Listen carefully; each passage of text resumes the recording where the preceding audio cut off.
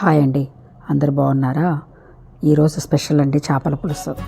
చేపల పులుసు తెలియని వాళ్ళు ఎవరు ఉంటారండి? కానీ నాకు తెలిసి చేపల పులుసు ఎలా అంటే అండి, మీరు రెస్ట్ తీసుకోవాలన్నా, బయట షాపింగ్కి వెళ్ళాలన్నా చేపల పులుసు పెట్టారంటే 2 రోజులు రెస్ట్ తీసుకోవచ్చండి. అంటే టిఫిన్కి వాడుకోవచ్చు, భోజనానికి వాడుకోవచ్చు, డిన్నర్కి వాడుకోవచ్చు, ఇడ్లీకి, దోశకి అన్నిటికీ తినొచ్చు కదండి, అన్నానికి తినొచ్చు. కాబట్టి మనకి ఎప్పుడైనా టైర్డ్గా ఉందంటే ఒక చేపల పులుసు పెట్టేయండి, 2 రోజులు నెట్టేసేయచ్చు ఇంట్లో. ఈరోజు చేపల పులుసు కావాల్సిన ఇంగ్రీడియంట్స్ చూద్దామండి. 2 ఆనియన్స్, 2 పచ్చిమిరపకాయలు, ఒక 4 టమోటాలు, అల్లం తెల్లగడ్డ, ఒక మామిడికాయ అండి, చింతపండు, నిమ్మకాయ అంత చింతపండులో కొంచెం సాల్ట్ వేసి నీళ్ళు పోసి నానబెట్టానండి.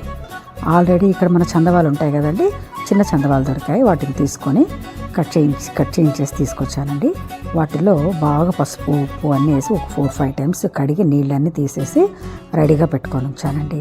దాంట్లో కొంచెం అల్లం తెల్లగడ్డ, దీనికి వచ్చేసి దంచేస్తేనే బాగుంటుందండి, అందుకని కొంచెం అల్లం తెల్లగడ్డ దంచేసేసాను. పసుపు, ఉప్పు, కారం అన్నీ వేసేసి కలిపేసానండి. శుభ్రంగా బాగా కలవనివ్వండి. ఇవన్నీ గంటలతో స్పూన్లో కలిపేవి కాదు కదండి, కొంచెం సాఫ్ట్గా కలపండి. కొంచెం గట్టిగా నారంటే చేపలు విరిగిపోతాయి. నేను కొంచెం పలసగా కట్ చేశానండి, అందుకని కొంచెం సాఫ్ట్గా కలిపేసి పక్కన పెట్టేసుకోండి ఒక 20 మినిట్స్. ఆల్రెడీ చింతపండు నానబెట్టుకొని ఉన్నాం కదండి, ఆ చింతపండుని బాగా పిసికేసి దాంట్లో ఉన్న పిప్పంతా తీసేసేయండి. నేను చింతపండు నానబెట్టేటప్పుడే బాగా కడిగి 2-3 సార్లు నానబెట్టానండి, కాబట్టి వడకట్టాల్సిన అవసరం లేదు. ఆ పిప్పి తీసేసి ఆ చింతపండు పులుసులో, మనకు అసలు చేపల పులుసు అంటేనే చింతపండు కదండి, దానిలో ఏం చేస్తారంటే కారము, పసుపు, ఉప్పు, మనం దంచిన అల్లం తెల్లగడ్డ ఉంటుంది కదండి, అది దీంట్లో కూడా కొంచెం, ఆల్రెడీ దాకా చేపలకు వేసుకున్నాం కదా, దీంట్లో కూడా కొంచెం వేసుకోండి. వేసి బాగా కలిపి 2 రెడీగా పులుసుకి పక్కన పెట్టుకోండి.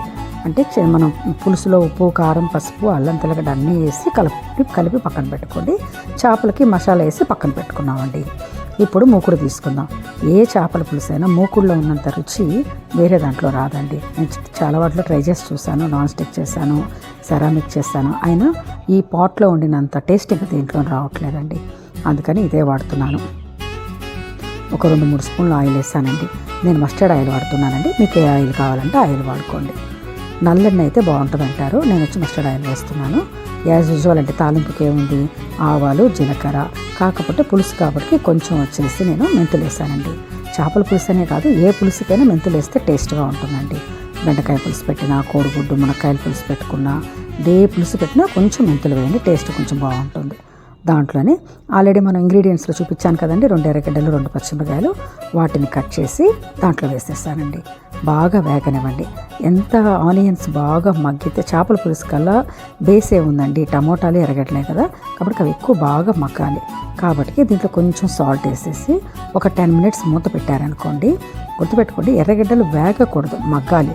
కాబట్టి సాల్ట్ వేసేస్తే వాటర్ బయటకు వస్తుంది, బాగా మగ్గుతుంది. మనం మూత పెట్టేసి ఒక 5 నిమిషాలు వదిలేసేయండి, బాగా మగ్గిపోతుంది. బాగా కలిసిపోయింది కదా, ఇప్పుడు మూత పెట్టేసి వదిలేసేయండి. ఆ గ్యాప్లో ఇప్పుడు మగ్గేలోపు 4 టమాటాలు కట్ చేసుకొని వచ్చేద్దాం.